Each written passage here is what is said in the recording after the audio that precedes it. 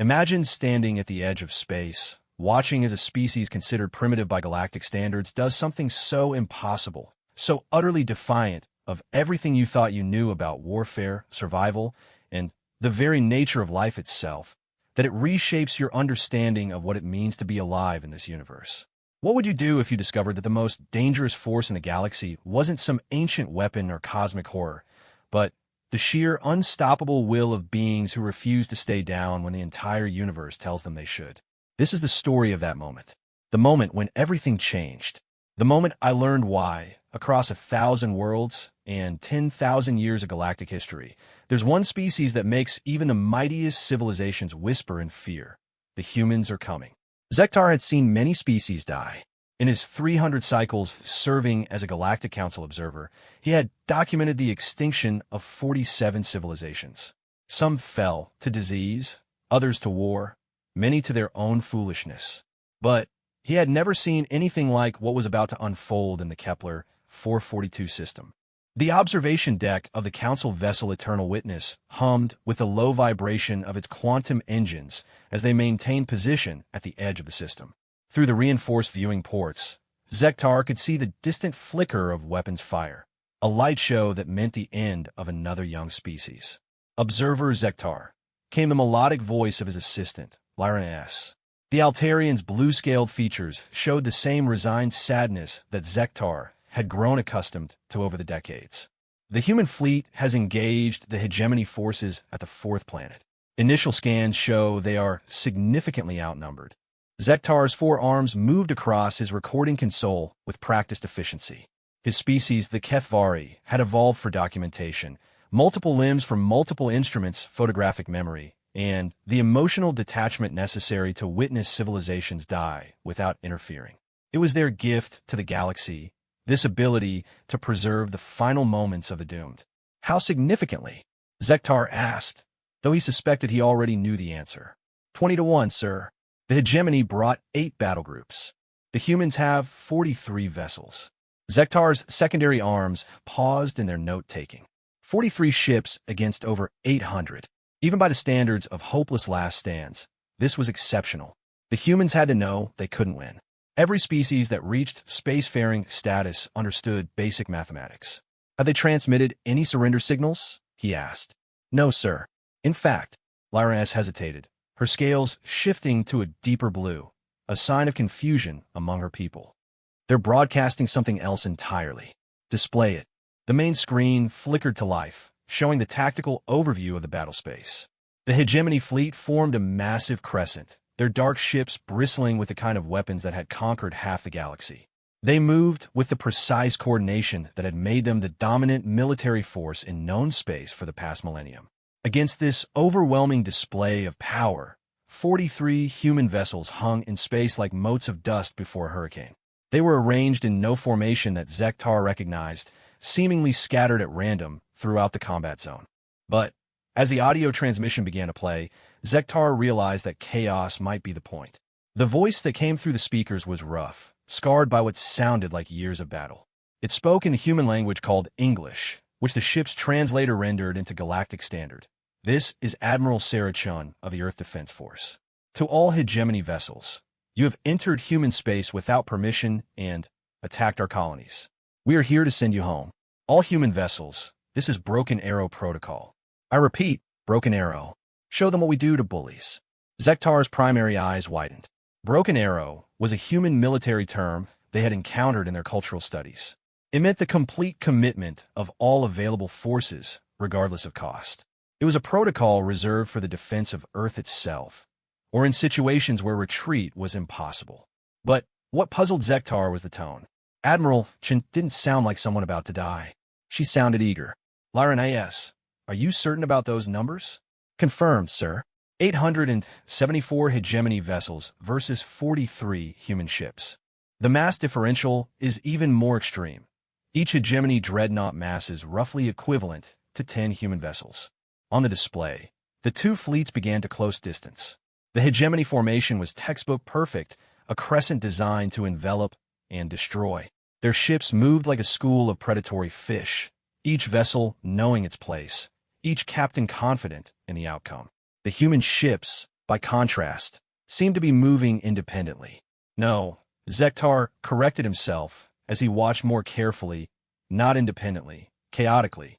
They darted and weaved through space like insects, following no pattern he could discern. Several were already accelerating directly toward the center of the hegemony formation. Are they broken? Lyranis asked. Their formation makes no tactical sense. Zektar was about to agree when something in the human transmission caught his attention. In the background of Admiral Chen's voice, he could hear something that made his spines tingle with an unfamiliar sensation. They were laughing. The human crews were laughing as they flew towards certain death. Magnify the lead human vessel, Zektar ordered. The screen focused on a human heavy cruiser designated USS Indomitable. The ship was smaller than anything in the hegemony fleet, its hull scarred by previous battles, patches of newer armor welded over old wounds. But, as Zektar watched, the ship began to accelerate directly toward a hegemony dreadnought that massed 20 times its displacement. Are we certain the humans understand the odds? Zektar asked. Before Lyranis could answer, the human fleet transformed. It happened so suddenly that Zektar's enhanced reflexes barely tracked it. One moment, 43 human ships were scattered across the battle space in apparent disarray. The next, they had somehow repositioned into a formation that seemed to exist in 3 dimensions simultaneously while also being completely impossible. Ships that had been light minutes apart were suddenly operating as coordinated units. Vessels that had appeared to be retreating were now attacking from angles that shouldn't have existed. The Indomitable wasn't charging suicidally at the hegemony dreadnought. It was part of a complex pattern that involved 17 other ships, all moving in perfect coordination despite being spread across a volume of space that should have made real-time communication impossible. How are they doing that? Lyranis whispered. Zektar's training demanded that he document everything, but his hands had stopped moving. For the first time in 3 centuries, he was watching something that challenged his fundamental understanding of how space combat worked. The hegemony fleet, meanwhile, had maintained their textbook formation. Against any other opponent, it would have been devastating. But as the human ships began their actual attack, Zektar realized that the hegemony commanders were fighting the wrong battle entirely. The first human ship to engage wasn't the Indomitable. It was a light destroyer that had somehow appeared directly above the hegemony flagship, moving so fast that its engines left a visible trail of distorted space behind it. The destroyer, USS Crazy Horse, fired once, a single torpedo that punched through the flagship's shields and detonated inside its command deck. But the torpedo wasn't the point. As the flagship's shields collapsed, 3 more human ships appeared from directions that violated everything Zektar knew about tactical movement. They fired in perfect sequence, each shot timed to arrive at the exact moment when the flagship's defenses would be at their weakest. The flagship, a vessel that had conquered star systems, died in 4 seconds. Impossible, l'Iranie breted. The timing required for that coordination, the computational power alone. Zektar was beginning to suspect that computation had nothing to do with it. Across the battle space, the pattern repeated. Human ships appeared where they couldn't be, struck where the enemy was weakest, and vanished before retaliation could arrive. But, more than that, they seemed to anticipate every hegemony response. When the enemy fleet tried to tighten formation, the humans were already exploiting the gaps that would create. When the hegemony attempted to spread out, the humans were positioned to prevent it. It was as if the human fleet was fighting with perfect knowledge of what their enemy would do, not just in the next few moments, but several moves ahead. Sir, Lyranis said, her voice tight with disbelief, the hegemony fleet is taking massive casualties. In the first 15 minutes, they've lost over 200 vessels. Human losses? 3 ships damaged. Nos ships destroyed. Zektar's secondary heart started beating faster. In 3 centuries of observation, he had never seen anything like this. The mathematical impossibility of what he was watching defied every principle of warfare he understood. But as he continued to observe, something else became clear. The humans weren't just winning. They were playing with their enemy. When a group of hegemony cruisers attempted to retreat, human ships appeared to herd them back into the battle zone like shepherds with livestock. When the enemy tried to form a defensive formation, the humans broke it apart with surgical precision, always leaving the survivors alive, but increasingly desperate. They're not trying to destroy the hegemony fleet, Zektar realized. They're teaching them something. The revelation hit him like a physical blow. The humans weren't fighting a battle. They were conducting a demonstration. For the mighty hegemony, whose fleets had conquered half the galaxy through superior numbers and firepower, the lesson was simple and terrible. None of that mattered against an enemy who fought like this. Admiral Chen's voice came over the communication channels again, still carrying that note of barely controlled amusement. Hegemony vessels, you are welcome to surrender at any time. We've made our point. The response from the hegemony fleet commander was transmitted on an open channel, his voice thick with something Zektar had never heard from that species before: fear. What are you? Your tactics are impossible. No organic species can coordinate like this. Chen's laugh came across the speakers clear and bright. Oh, we're organic, all right. We're just not fighting the way you think we're fighting. Explain yourself. Every human ship out here has a crew of about 300 people. That's roughly 13,000 humans total. But here's the thing you don't understand about humans, hegemony. We don't fight as ships. We don't even fight as fleets. All 13,000 of us, we're fighting as one organism. We've been practicing this kind of coordination since we were hunting mammals on the African savanna. We call it warfare. You just call it impossible. Zektar's hands trembled as he tried to process what he was hearing. The humans weren't using some advanced technology or computational system. They were fighting the way their species had evolved to fight, as a unified group with perfect internal coordination. But that should have been impossible at this scale. No organic species could coordinate 13,000 individuals across light minutes of space with the precision he was observing. Unless Lyran scanned the human ships for any unusual energy signatures. Look for quantum entanglement patterns, neural network transmissions, anything that might explain how they're communicating. The scan results came back negative. No unusual energy signatures. No quantum communication networks. No advanced computational systems coordinating the fleet, which meant the humans were doing this through some method that didn't register on their sensors. Something that was either so advanced it appeared as background noise or so primitive it didn't register as technology at all. On the display, the demonstration was reaching its conclusion. The hegemony fleet, reduced to fewer than 300 vessels, had stopped trying to fight and was now simply trying to survive.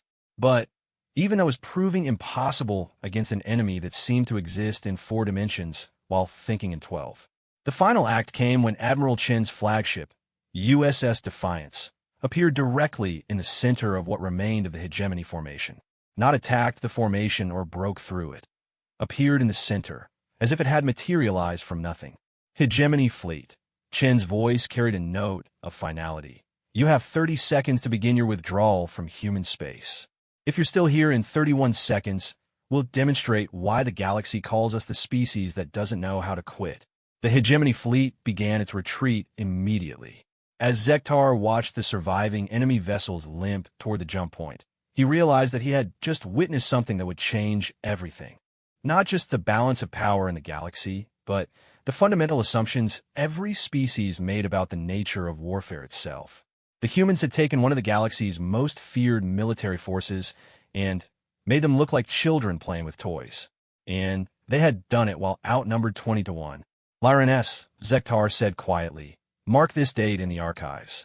I believe we have just witnessed the moment when humanity announced itself as the dominant military force in the galaxy. His assistant's scales had shifted to a pale yellow, the color of awe among her people. Sir, what do we report to the council? Zektar considered the question carefully. How did one explain the impossible? How did one describe watching a species rewrite the rules of reality through nothing more than perfect coordination and an apparent refusal to accept that anything was impossible? We report exactly what we saw, he said finally, and we recommend that the council begins immediate diplomatic contact with humanity. Because after today, every species in the galaxy is going to want to know the same thing. Which is, Zektar looked back at the display, where the last of the human ships were forming up for their return journey to Earth. 43 vessels that had just humiliated the galaxy's most feared military force, and their crews were probably already planning their next impossible victory. How they do it, he said, and whether they're willing to teach us. The Galactic Council chambers had seen many emergency sessions over the millennia, but never one quite like this. Representatives from 237 species filled the vast amphitheater, their various forms of communication creating a symphony of sounds, colors, and pheromone releases that would have overwhelmed most organic senses. At the center of it all, Zektar stood before the council's primary tribunal, his four arms steady despite the magnitude of what he was about to report. High Chancellor Vorthicke, whose crystalline form pulsed with the slow rhythms of deep thought, raised one massive appendage for silence. The ancient silicate had presided over the council for nearly 1,000 years, and his species measured time in geological epochs. When he spoke, even the most aggressive species listened. Observer Zektar of the Kethvari documenter cast. Vorthicke's voice resonated through both audio systems and harmonic crystals embedded in the chamber walls. You have requested an emergency session to discuss what you term a fundamental shift in galactic military paradigms. Proceed with your report. Zektar activated his holographic display, and the chamber filled with the three-dimensional tactical recreation of the Kepler 442 battle. Gasps, clicks, and various expressions of disbelief echoed from the assembled representatives as they witnessed 43 human ships systematically dismantle a hegemony battle group. Honored Council, Zektar began, his voice carrying the formal cadence of his people. 3 days ago, I witnessed an engagement that challenges our fundamental understanding of military science, physics, and the limitations of organic intelligence. The hegemony representative, General Kazthok, shifted uncomfortably in his gravity harness. His species had dominated galactic warfare for a millennium through superior technology and numerical advantage. To see their fleet handled like children's toys was clearly causing him considerable distress. Observer Zektar, Kazthok's voice carried the guttural authority that had terrorized half the galaxy. While the tactical display is disturbing, there must be a rational explanation. Hidden technology, perhaps, or assistance from an unknown species. The humans are barely 2 centuries removed from their home planet. This level of coordination is simply impossible for any organic species. That, General, is precisely the problem, Zektar replied, manipulating his display to show detailed sensor readings. We found no evidence of advanced coordination technology. No quantum entanglement networks, no artificial intelligence systems, no hidden computational matrices. According to every scanner we possess, the humans accomplished this feat through purely organic means. A ripple of skeptical sounds swept through the chamber. The Mentari delegate, her telepathic emanations visible as golden streams of light, projected her thoughts directly into the translation matrix. Even my people, who have spent 50,000 years perfecting mental coordination, cannot achieve this level of synchronization across such distances. The neural processing requirements alone would burn out organic brain tissue. Unless, interrupted the Hive Queen of Sector 7, her insectoid form clicking with mechanical precision, they are not processing information the way we understand it. My species achieved perfect coordination through genetic memory and pheromone networks. Perhaps the humans have evolved something similar. Zektar shook his head, his secondary arms pulling up additional data. We conducted deep scans of the human vessels during the engagement. No unusual pheromone signatures, no electromagnetic fields suggesting hive mind activity, and no genetic modifications that would enable this kind of coordination. By every metric we understand, they achieve the impossible through means that should not exist. High Chancellor Vorthicke's crystalline form shifted slightly, light refracting through his body in patterns that indicated deep consideration. Observer Zektar, you mentioned that the humans referred to this as warfare as they evolved to practice it. Elaborate on this. The human admiral claimed that their species developed this coordination while hunting mammals on the African savanna.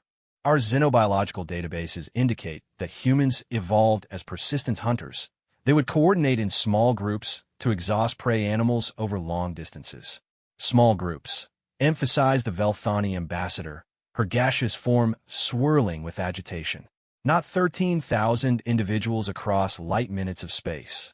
Which brings us to the central mystery, Zektar continued.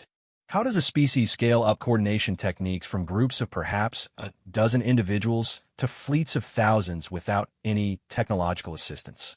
The chamber fell silent except for the various ambient sounds of 237 species breathing, pulsing, or otherwise maintaining life functions. The implications were staggering. If humans could coordinate at this level naturally, it suggested capabilities that redefined what was possible for organic intelligence. Dr. Zinthara, the Council's chief xenopsychologist, materialized in the speaker's circle through her species' natural teleportation ability. The ethereal being's form shimmered with concern. Honored Council, I have been reviewing human psychological profiles since Observer Zektar's initial report. There are disturbing patterns in their behavioral matrices. Disturbing how? Vorthake asked. Human psychology exhibits several traits that are considered pathological in most species. They display persistent optimism in hopeless situations, an irrational refusal to accept inevitable defeat, and, most concerning of all, they appear to become more coordinated under stress rather than less. General Kastok's massive form shifted aggressively. What are you suggesting, Doctor? I'm suggesting that humans may have evolved a form of collective consciousness that only activates under extreme stress. Most species become less coordinated when facing overwhelming odds. Fear disrupts communication. Self-preservation instincts override group cohesion. Humans appear to do the opposite. The greater the threat, the more unified they become. Ambassador Lythesia of the Diplomatic Corps, whose species had successfully negotiated peace treaties for 3 millennia, raised a delicate appendage. Dr. Zinthara, are you implying that humans are more dangerous when they're losing? I'm implying that humans may not be capable of losing in the traditional sense. Our analysis of their historical records shows a consistent pattern. When faced with impossible odds, they don't surrender or retreat. They adapt, coordinate, and find solutions that shouldn't exist. The chamber erupted in a cacophony of concerned communications. Species that had built their entire military doctrines around overwhelming force were suddenly confronting the possibility that such tactics might actually strengthen their enemy. Zektar waited for the noise to subside before continuing. There is another aspect to consider. During the engagement, Human Admiral Chun made a statement that our xenolinguistics experts are still trying to interpret. She said, all 13,000 of US are fighting as one organism. Metaphorical language. Dismissed the logician representative, its mechanical voice cutting through the chamber's acoustics. Organic species frequently use imprecise terminology for emphasis. Perhaps, Zektar agreed, but consider this. What if it wasn't metaphorical? What if humans have developed the ability to temporarily merge their consciousness during combat? Dr. Zinthara's form brightened with excitement. That would explain the coordination patterns we observed. If 13,000 humans could temporarily share sensory input, decision-making processes, and tactical awareness, they would effectively become a single entity with 13,000 bodies. Impossible, stated the collective mind of Zirian Prime, whose species had achieved true hive consciousness millennia ago. We require genetic engineering and cybernetic implants to achieve collective thought.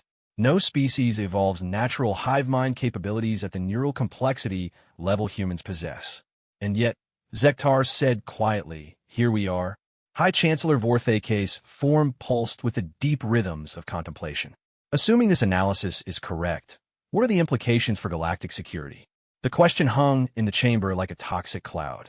If humans could coordinate perfectly in groups of thousands, potentially tens of thousands, they represented a military force unlike anything the galaxy had ever encountered. Traditional tactics, numerical superiority, even technological advantage, all of it might be meaningless against an enemy that fought as a single, adaptive organism.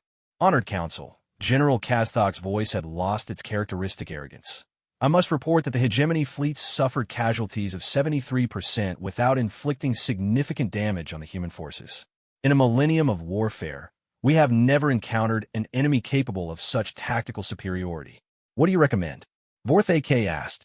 Kastok's massive form seemed to shrink slightly. Immediate diplomatic contact. If humans can coordinate naturally at this level, engaging them militarily would be inadvisable for any species, regardless of numerical or technological superiority. Ambassador Lythesia stepped forward. I volunteer to lead a diplomatic mission to Earth immediately. If humans possess these capabilities naturally, we need to understand their intentions, their limitations, and, most importantly, whether they consider other species to be threats. There's another consideration, added Dr. Zinthara. If humans can coordinate at this level during combat, what else might they be capable of? Scientific research, engineering projects, exploration missions. The applications are limitless. The chamber fell silent as the implications settled over the assembled representatives. A species that could coordinate thousands of individuals as a single entity wouldn't just be militarily dominant. They would be capable of achievements that other species could barely comprehend. Observer Zektar. Vorthak's voice carried the weight of geological time. In your professional opinion, what is the most significant aspect of what you witnessed? Zektar considered the question carefully. In 3 centuries of documenting the rise and fall of civilizations, he had learned to identify the moments when everything changed. This was one of those moments. Honor Council, the most significant aspect is not what the humans did, but how they did it. Every species in this chamber achieved their current level of development through technology, genetic engineering, or evolutionary specialization. Humans appear to have achieved something that should require millions of years of evolution through nothing more than practice. Practice? The question came from multiple delegates simultaneously. According to their own statements, they've been refining these coordination techniques since they evolved as hunters on their home planet. What we witnessed wasn't the result of advanced technology or genetic modification. It was the culmination of millions of years of evolutionary pressure favoring groups that could coordinate perfectly under stress. Dr. Zinthara's form pulsed with realization, which means they're still evolving these capabilities. What we saw might not represent their maximum potential. It might just be what they're capable of now. The silence that followed was profound. Every species in the chamber was confronting the same terrible possibility. The humans might not just be the most militarily capable species currently in the galaxy, but that they were getting better at an exponential rate. I make a motion, announced Ambassador Lythesia, that the Galactic Council establish immediate diplomatic relations with humanity and extend an invitation for Earth to join the Council as a full member with all rights and privileges. Seconded, came General Kazthok's voice, carrying none of its usual military authority and all of the pragmatism that had kept the hegemony dominant for a millennium. High Chancellor Vorthak's crystalline form brightened as he processed the motion.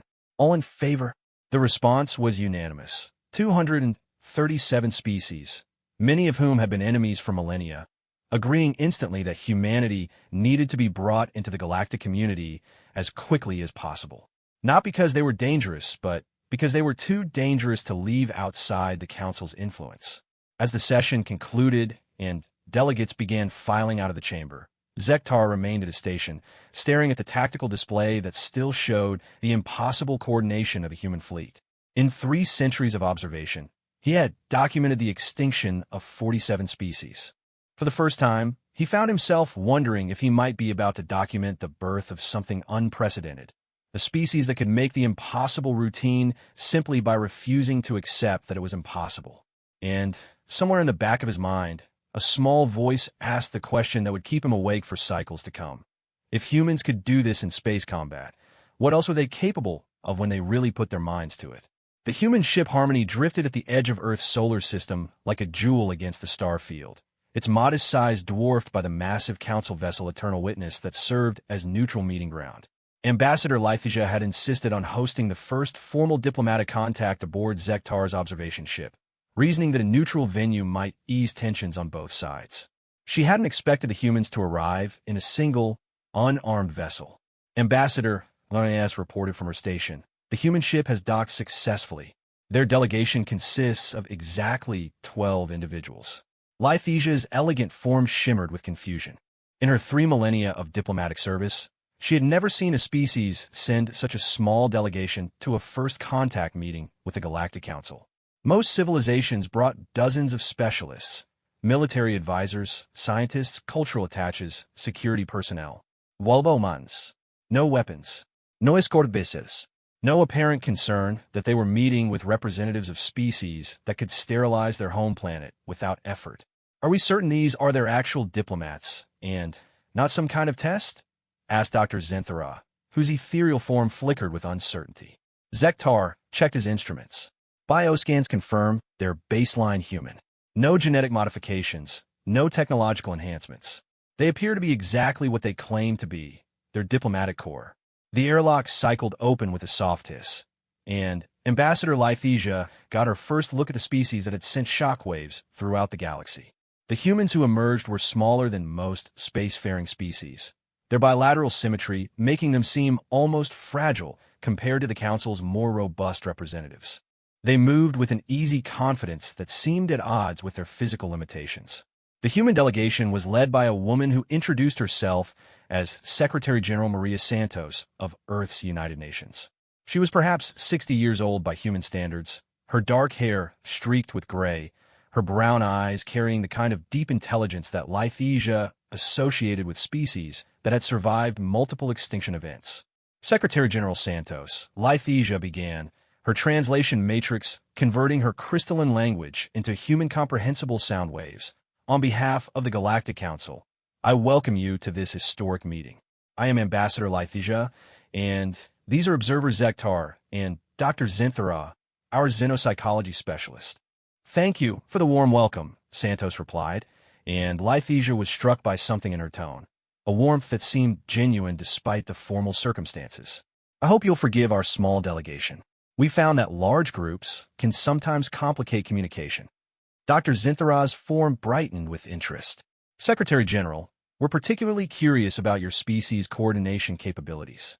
Our analysis of the recent engagement with the hegemony fleet suggests abilities that challenge our understanding of organic intelligence. Santos smiled, and Lithasia realized it was the first time she'd seen a human express what her cultural database identified as amusement. Dr. Zinthara, I think there might be some misunderstanding about what you observed. Would you like us to demonstrate? The request was so casual, so devoid of the kind of posturing Lithasia expected from species discussing military capabilities, that she almost missed the implications. Demonstrate how? Zektar asked, his forearms moving nervously across his instruments. Well, Santos said, turning to her companions, we brought a small team specifically for this purpose. May I introduce Admiral Chun, whom I believe you've met electronically, along with Captain Rodriguez, Dr. Kim, Engineer Okafor, and 8 of our finest specialists. Lithasia studied the 12 humans more carefully. They stood in a loose circle, their positioning seemingly random. But, as she watched, she noticed something that made her crystalline structure pulse with alarm. They were breathing in perfect synchronization. Secretary General, she said carefully, are your people exhibiting coordinated behavior right now? Oh yes, Santos replied matter-of-factly. We've been in coordination since we boarded your ship.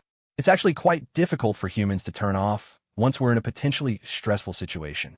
Dr. Zinthara materialized directly in front of the human group, her scanners active. Impossible. I'm detecting no technological coordination systems, no neural networks, no electromagnetic fields that would enable this level of synchronization. Admiral Chun, the woman whose voice had so confidently directed the destruction of a hegemony battle group, stepped forward with the same casual manner as her Secretary General. Doctor, may I ask what you think coordination requires? Neural synchronization across multiple individuals requires either technological assistance or genetic modifications that enable shared consciousness. No naturally evolved species can maintain perfect coordination without these aids.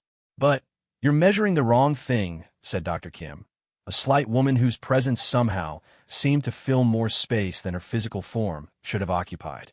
You're looking for technological solutions to what is essentially a behavioral adaptation. Zektar's primary eyes widened. Behavioral adaptation? Captain Rodriguez nodded. Humans have been perfecting group coordination for roughly 2 million years. We started with small hunting groups, moved on to tribal coordination, then villages, cities, nations. What you observe in the battle was just the most recent iteration of something we've been working on since we learned to work together to bring down mammoths. But the scale protested Lithasia. 13,000 individuals across light minutes of space is actually easier than you might think, Engineer Okafor said, his voice carrying the patient tone of someone explaining a simple concept. When humans coordinate properly, distance becomes irrelevant. We're not transmitting information between individuals. We're all accessing the same shared understanding of the situation. Dr. Zinthara's form flickered rapidly. That's impossible. Shared understanding requires shared consciousness, which requires technological or genetic. May we show you? Santos asked politely. Before anyone could object, the 12 humans simply changed. Lithasia had witnessed many remarkable things in her diplomatic career, but she had never seen anything quite like what happened in that moment. The 12 humans didn't move, didn't speak, didn't activate any technology. They simply became something else. One moment, she was looking at 12 individuals standing in a loose group. The next, she was looking at 12 bodies that were clearly being operated by a single consciousness. Their breathing, their micro-expressions, even the way they distributed their weight, everything synchronized perfectly. "We call it joining," said all 12 humans simultaneously, their voices creating a harmony that was both beautiful and deeply unsettling. It's not telepathy, and it's not technology. It's more like remembering how to be part of something larger than yourself. Zektar's instruments were going wild, but his readings showed nothing that explained what he was observing. "How are you doing this?" The 12 humans turned to look at him with perfect coordination, and when they spoke, their voices carried the weight of collective experience. The same way you make your forearms work together without thinking about it. The same way Dr. Zinthara coordinates her energy patterns to maintain her form. The same way Ambassador Lythesia harmonizes her crystalline structure to produce language. "But we've evolved those capabilities over millions of years," Lythesia protested. "So have we," the collective human voice replied. "The difference is that we evolve them for cooperation rather than individual optimization." Dr. Zinthara's scanners were working overtime, searching for any technological explanation for what she was witnessing. This shouldn't be possible. Perfect coordination at this level requires processing power that organic brains cannot provide. "Doctor," the human said gently, "you're thinking about it wrong. We're not coordinating through increased processing power. We're coordinating through reduced individual processing. When humans join, we don't become smarter. We become simpler." "Simpler how?" "Each of us stops trying to be a complete individual and becomes one specialized part of a larger system. Admiral Chun handles tactical thinking. Captain Rodriguez manages spatial awareness. Dr. Kim processes scientific analysis. Engineer Okafor coordinates technical systems. The rest of us handle the other necessary functions." Zektar's secondary heart was beating rapidly. "But how do you decide who handles what?" "We don't decide," the humans replied. "We just are. It's like asking how your body decides which neurons to use for a particular thought. The system finds its optimal configuration automatically." "And this works on a larger scale?" Lythesia asked, though she suspected she already knew the answer. During the engagement with the Hegemony fleet, 13,000 humans joined into a single coordinated entity. Each ship's crew became specialized subsystems of a larger whole. Some handled navigation, others managed weapons, still others focused on tactical analysis or communication. The fleet became quite literally a single organism with 43 bodies. The implications were staggering. If humans could coordinate at this level naturally, scaling up their capabilities was just a matter of adding more individuals to the collective. A human fleet of 1,000 ships would be exponentially more capable than a fleet of 43, not because of improved technology, but because of improved coordination. "How many humans can coordinate simultaneously?" Dr. Zinthara asked, though her tone suggested she was afraid of the answer. The 12 humans considered the question for a moment before responding. "We don't know. We've never reached an upper limit. The largest coordination we've achieved involved roughly 2 million individuals during a planetary emergency response. But that was limited by logistics, not by our coordination capacity." 2 million. Lythesia's crystalline structure resonated with shock. A species that could coordinate 2 million individuals as a single entity could accomplish things that other civilizations could barely imagine. "Secretary General," she said, her voice carefully controlled, "what are humanity's intentions regarding galactic politics?" The 12 humans separated back into individuals so smoothly that Lythesia almost missed the transition. "Santos milid varmly. Ambassador, we're not interested in conquest or dominance. We're explorers by nature. What we want is to learn, to discover, to understand. And to help," added Admiral Chun. "Humans have a persistent need to fix things that are broken and help people who are in trouble. It's not always a popular trait, but it's who we are." Dr. Zinthara's form flickered with concern. "Secretary General, you must understand how your capabilities appear to other species.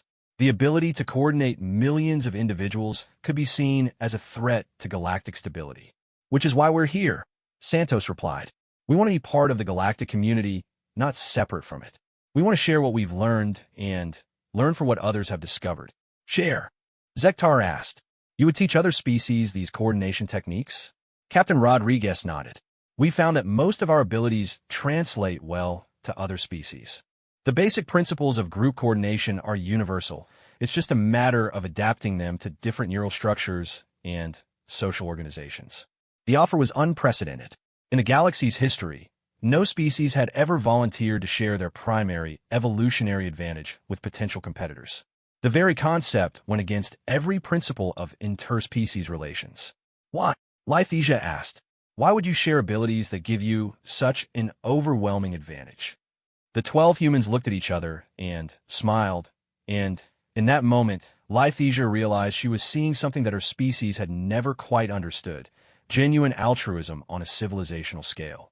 Because, Santos said simply, the universe is a very large place, and there's room for everyone to thrive. Humans have learned that cooperation produces better outcomes than competition, even when you're strong enough to dominate through force.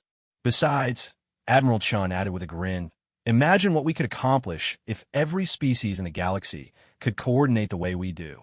The scientific discoveries, the engineering projects, the exploration possibilities. We could map the entire galaxy in a century instead of a millennium. Dr. Zinthara's form brightened with excitement. The research applications alone would revolutionize every field of study. Exactly, Dr. Kim said. That's why we're here. Not to conquer or intimidate, but to invite everyone to be part of something larger. As the meeting continued, Lythesia found herself reconsidering everything she thought she knew about interspecies relations. In 3 millennia of diplomacy, she had never encountered a species that offered to share their greatest strengths freely.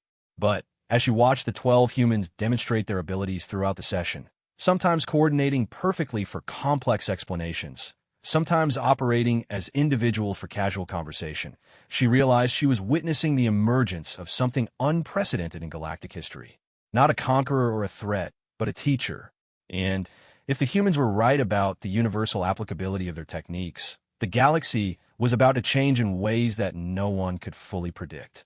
6 months after first contact, the Galactic Coordination Institute occupied what had once been a hegemony military training facility in the Vega system. The irony wasn't lost on anyone, least of all General Kazthok, who had volunteered to be among the first students in humanities coordination program. Zektar observed from his usual position, documenting what was arguably the most significant educational undertaking in galactic history. Representatives from 47 different species had gathered to learn what the humans called collective thinking, and the results have been both fascinating and deeply unsettling. The training facility's main hall buzzed with activity that defied every principle of interspecies interaction Zektar had ever learned. Crystalline Altarians worked alongside gaseous Velthani, their radically different biologies somehow finding common ground under human guidance. Insectoid Klaxons coordinated movements with telepathic Mentari, their natural antagonism replaced by something approaching friendship. At the center of it all, Dr. Sarah Kim moved between groups with the patient confidence of someone who had taught coordination to creatures from dozens of different evolutionary backgrounds. The slight human woman had proven to be a natural instructor, her ability to adapt human techniques to alien psychology bordering on the miraculous. The key, Dr. Kim was saying to a mixed group of students, is to stop thinking of coordination as communication between separate entities. Think of it instead as remembering that you were never separate to begin with. The collective mind of Zirian Prime, whose species had achieved true hive consciousness through cybernetic implants, pulsed with confusion. Dr. Kim, our species required extensive technological modification to achieve collective thought. How can organic individuals simply remember unity that never existed? Dr. Kim smiled, and Zektar was struck again by how human expressions of amusement seemed to put other species at ease. That's where you're wrong, collective mind. Unity always existed. You just forgot how to access it. She gestured to the mixed group of aliens surrounding her. Every species that achieved spaceflight had to learn cooperation at some point. You coordinated well enough to build societies, technologies, starships. The capacity for unity is already there. We're just helping you remember how to scale it up. Ambassador Lythesia, who had become a regular observer of the training sessions, materialized beside Zektar. Observer, are you documenting any unusual results from the program? Zektar's primary arms continued working his instruments while his secondary arms pulled up statistical analyses. Ambassador, the results are beyond unusual. They're revolutionary. Species that have been natural enemies for millennia are not only working together, they're beginning to think together. On the training floor, Dr. Kim was guiding a particularly challenging exercise. 24 beings from 7 different species were attempting what humans called a simple coordination drill, moving as a single entity across a complex obstacle course. Remember, Dr. Kim called out, you're not 24 individuals trying to coordinate. You're one entity with 24 bodies. Stop thinking about what your neighbors are doing and start feeling what the whole group needs. The Klaxon delegate, whose species communicated through electromagnetic pulses, clicked in frustration. Dr. Kim, this is impossible. My biology is electromagnetic. The Altarian is crystalline resonance. The hegemony representative operates on chemical signals. We have no common neural framework. You don't need one, Dr. Kim replied patiently. Humans don't coordinate through our nervous systems either. We coordinate through something much more basic. Which is what? Asked the Mentari representative, her telepathic field flickering with curiosity. Purpose, Dr. Kim said simply. When every individual in a group has exactly the same goal and exactly the same understanding of how to achieve it, coordination happens automatically. She demonstrated by calling over a group of human instructors. 12 humans of various ages and backgrounds moved across the same obstacle course the aliens have been struggling with. But they flowed like water, each individual knowing exactly where to be and when to be there without any apparent communication. But how do you ensure identical understanding across different cognitive architectures? Asked Dr. Zenthara, whose ethereal form had become a permanent fixture at the Institute. Practice, Dr. Kim said. Lots and lots of practice. General Kazthok, his massive form surprisingly graceful as he worked through coordination exercises, paused in his movements. Dr. Kim, my species has practiced warfare for millennia. We should be experts at coordination. Why are these techniques so much more effective than our traditional methods? Dr. Kim's expression grew serious. General, traditional military coordination is about maintaining discipline and following orders. Human coordination is about becoming something new. When humans coordinate properly, we don't follow a leader. We become a leader. All of us simultaneously. The concept seemed to click for several species at once. The Velthani delegates' gaseous form brightened with understanding, while the crystalline representatives' harmonic frequencies shifted to what Zektar's database identified as excitement. You mean the collective mind said slowly that human coordination doesn't create hierarchy, it eliminates it? Exactly, Dr. Kim confirmed. In perfect human coordination, every individual is both leader and follower simultaneously. Decisions emerge from the collective understanding rather than being imposed by authority. Zektar watched as this revelation rippled through the assembled species. For civilizations that had spent millennia perfecting command structures and hierarchical organization, the concept of leaderless coordination was profoundly challenging. But as the training sessions continued over the following weeks, something remarkable began to happen.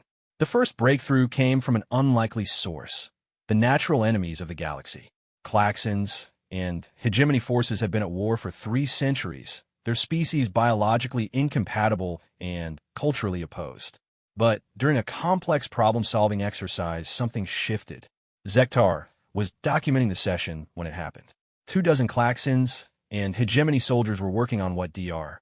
Kim called a trust exercise, navigating a maze while temporarily blinded, relying entirely on coordination with their traditional enemies to avoid obstacles. For the first hour, the exercise was a disaster. Klaxons moved in electromagnetic pulses that interfered with hegemony chemical communication. Hegemony instincts toward dominance clashed with Klaxon collective behavior patterns. Neither species trusted the other enough to truly coordinate. But then, gradually something began to change.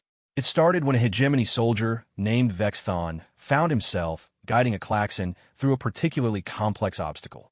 The Klaxon, whose designation translated roughly as swift current between stones, was struggling with a barrier that required chemical analysis to navigate safely. Instead of providing directions, Vexthon simply shared his understanding, not through words or signals, but through the kind of direct knowledge transfer that Dr. Kim had been teaching. For a moment, Swift Current experienced the obstacle exactly as Vexthon did, understanding not just where to go but why. The connection lasted only seconds, but its effects rippled through both groups instantly. Other Klaxons began seeking similar understanding from hegemony partners. Hegemony soldiers found themselves naturally adapting to Klaxon electromagnetic communication patterns. Within minutes, 24 natural enemies were moving through the maze as a single, fluid entity. Impossible, whispered Dr. Zinthara, her scanners working overtime to analyze what she was witnessing. Not impossible, Dr. Kim corrected with obvious satisfaction. Just unprecedented. You're watching the birth of true interspecies coordination. The implications were staggering. If traditional enemies could learn to coordinate this effectively, the galaxy's entire political structure would need to be reconsidered. Wars between coordinated species wouldn't just be pointless. They would be literally impossible. As word of the breakthrough spread through the Institute, more ambitious exercises began. Mixed groups of 5, 6, even 7 different species started attempting coordination challenges that would have been difficult for homogeneous groups. The results exceeded everyone's expectations except the humans. A construction project that should have taken months was completed in weeks by a coordinated team of crystalline builders, Velthani architects, and human engineers. Scientific research programs that had stalled for decades suddenly produced breakthrough results when conducted by mixed-species teams using human coordination techniques. But the most remarkable development came from an unexpected source. General Kazthok had been among the most skeptical students when the program began. His species had built their entire civilization around military hierarchy and individual achievement. The concept of collective thinking was alien to everything he understood about effective organization. But as the weeks progressed, something fundamental shifted in the general's understanding. Dr. Kim, he said during one evening session, I need to share something with the Institute. The human instructor nodded, gathering the mixed group of students and observers around the general's imposing form. 6 months ago, Kazthok began, his voice carrying none of its usual military authority. The hegemony represented the pinnacle of galactic military might. We had conquered half the known galaxy through superior force and organization. He paused, looking around at the assembled species, many of whom had been his enemies just months before. Today, I participated in a coordination exercise with species I've spent centuries fighting. And in 30 minutes, our mixed group accomplished tactical maneuvers that would have been impossible for a pure hegemony force of 10 times the size. The general's massive form shifted as he continued. This isn't just about military applications.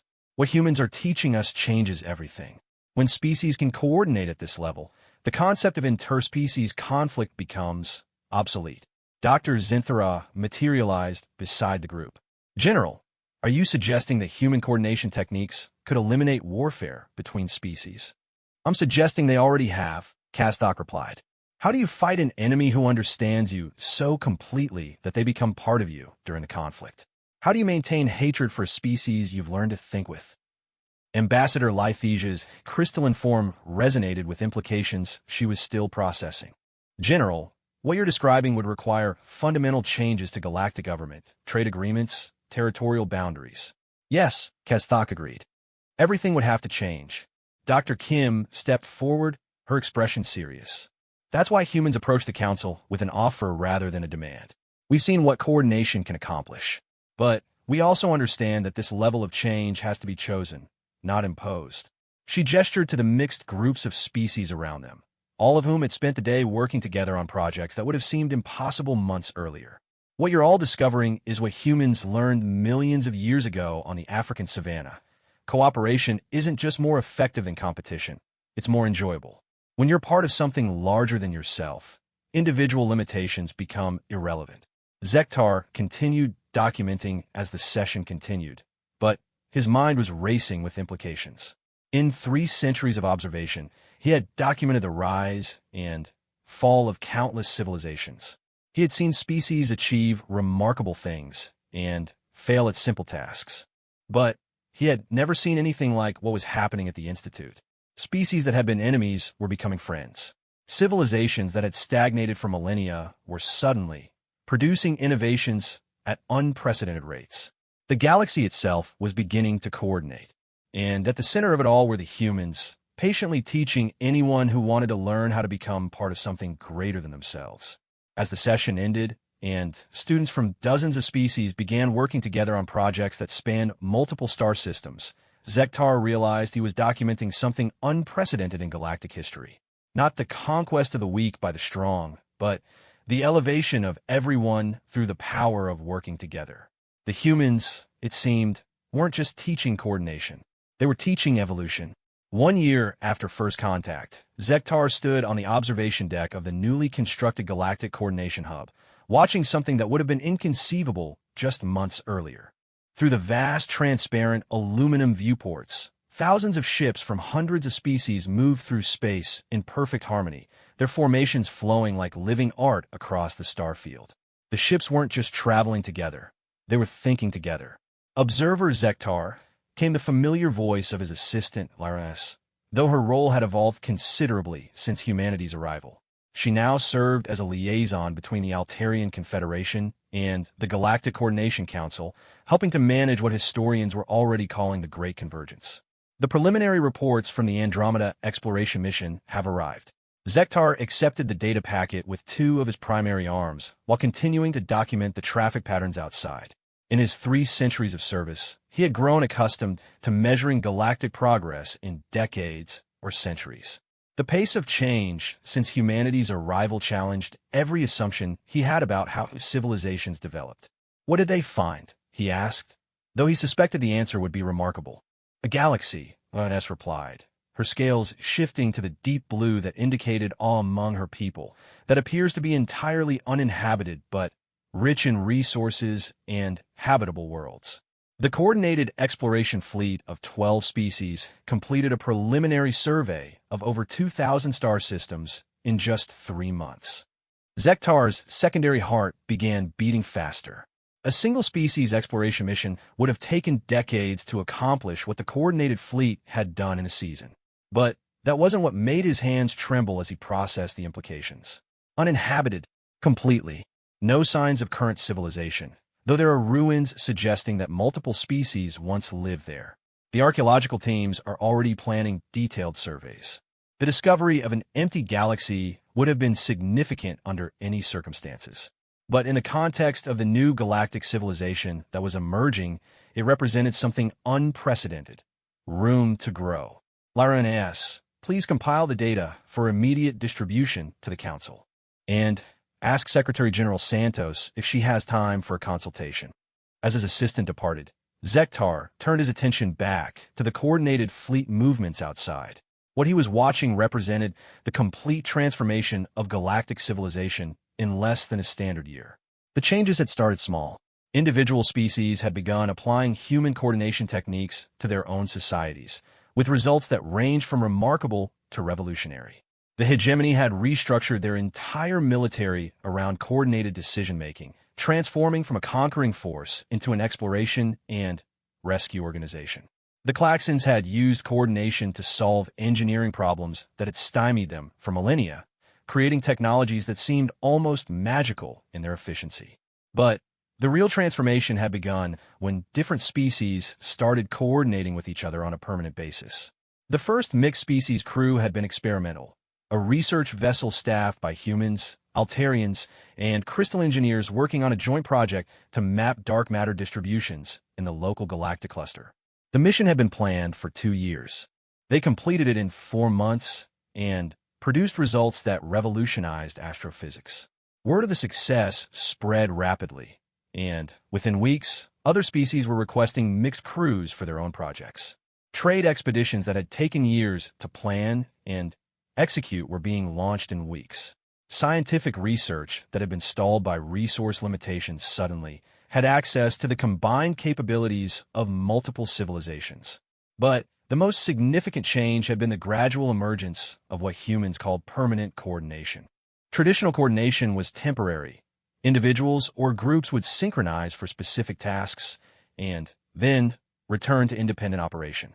But some of the mixed crews had discovered that extended coordination produced results so superior that they chose to maintain the connection indefinitely. The first permanent coordination had involved a mixed crew of 30 individuals from 8 different species working on a terraforming project in the Centauri system. What began as a temporary arrangement for complex engineering work had evolved into something unprecedented, a permanent mixed-species collective that operated as a single entity. Within months, other groups had followed their example. Scientific research teams, exploration crews, engineering projects, even artistic collaborations were being organized around permanent mixed-species coordination. The results were transforming the galaxy. Zektar heard the soft chime that indicated an arrival at his observation station. Secretary General Santos materialized beside him, her human form seeming almost fragile compared to his own robust physiology, but her presence somehow filling the space around her.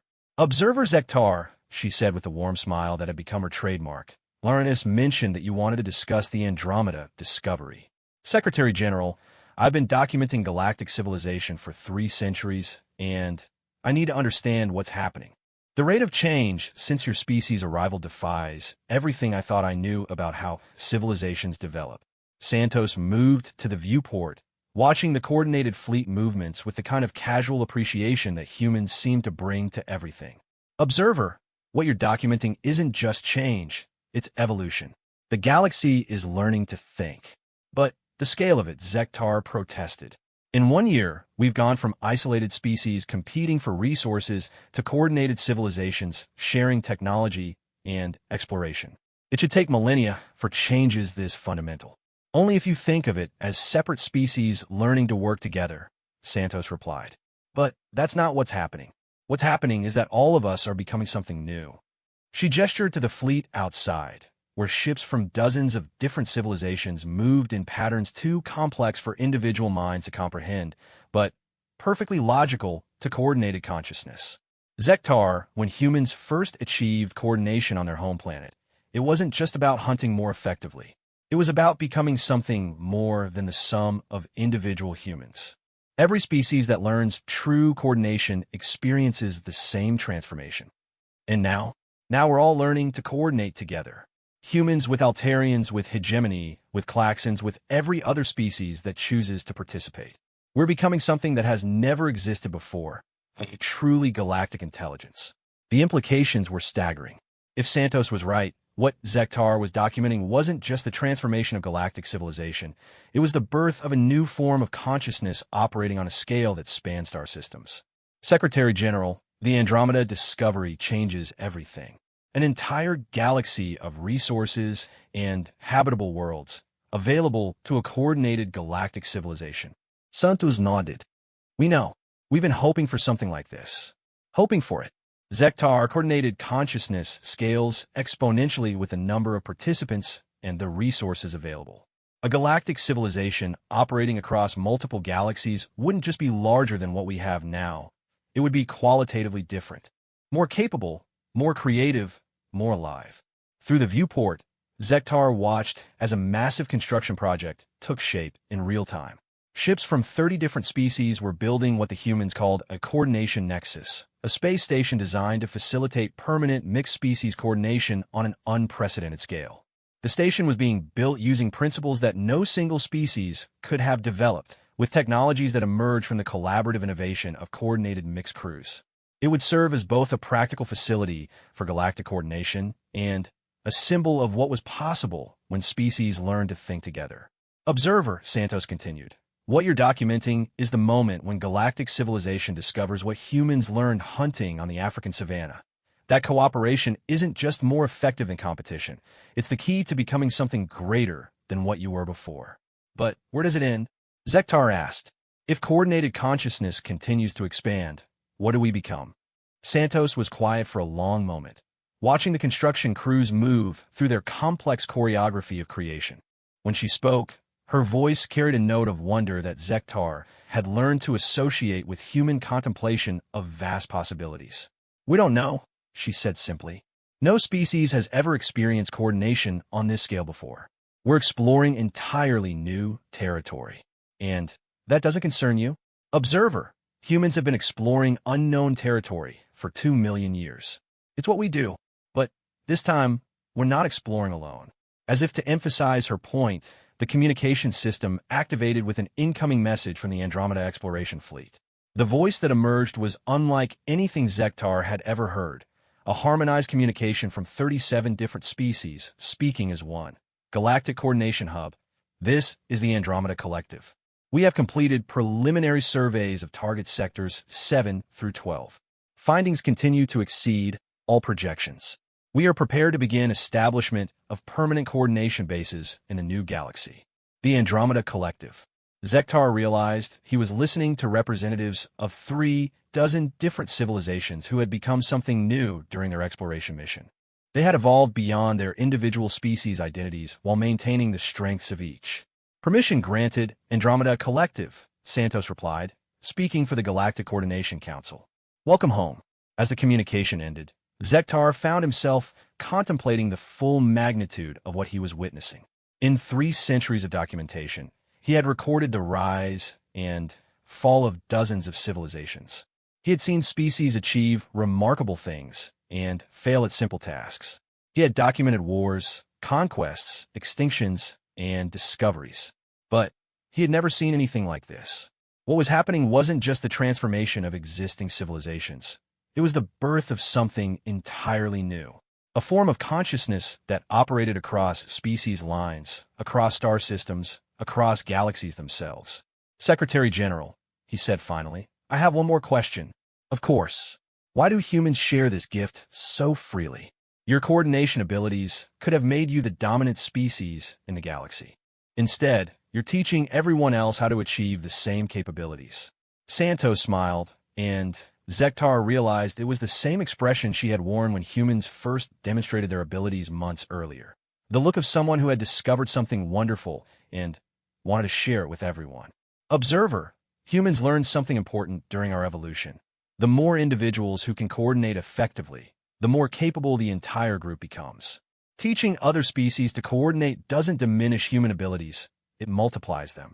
She gestured to the construction project outside, where thousands of beings from hundreds of species work together on something that no individual civilization could have imagined. Besides, she continued, can you imagine trying to explore an entire galaxy by yourself? Some adventures are too big for any one species, no matter how capable they are. As Zektar watched the coordinated fleets preparing for their journey to Andromeda, he realized that his role as an observer was evolving. For 3 centuries, he had documented the rise and fall of civilizations. Now, he was documenting something unprecedented, the moment when separate civilizations chose to become something greater together. The humans had indeed demonstrated why the universe feared their power, but not because they were conquerors or destroyers. The universe feared humans because they had discovered the secret of unlimited cooperation, and they were teaching everyone else how to use it. In his final report to the Council Archives, Zektar wrote, today marks the end of the age of isolated civilizations and the beginning of something unprecedented in galactic history. Humanity has not conquered the galaxy through force or technology. They have transformed it through the simple but revolutionary act of teaching others how to become more than they were before. What emerges from this transformation will be unlike anything the universe has seen. A truly coordinated galactic civilization capable of achievements that no individual species could imagine. I have documented the extinction of 47 civilizations. Today, I document the birth of something that will never face extinction because it has learned the secret that humans discovered on their distant home planet. Together, we are immortal. Outside the viewport, the first coordinated fleet began its journey to Andromeda, carrying representatives of every known species toward a galaxy of infinite possibilities. And, in the quiet of his observation station, Zektar realized that for the first time in 3 centuries, he wasn't just documenting history. He was part of it.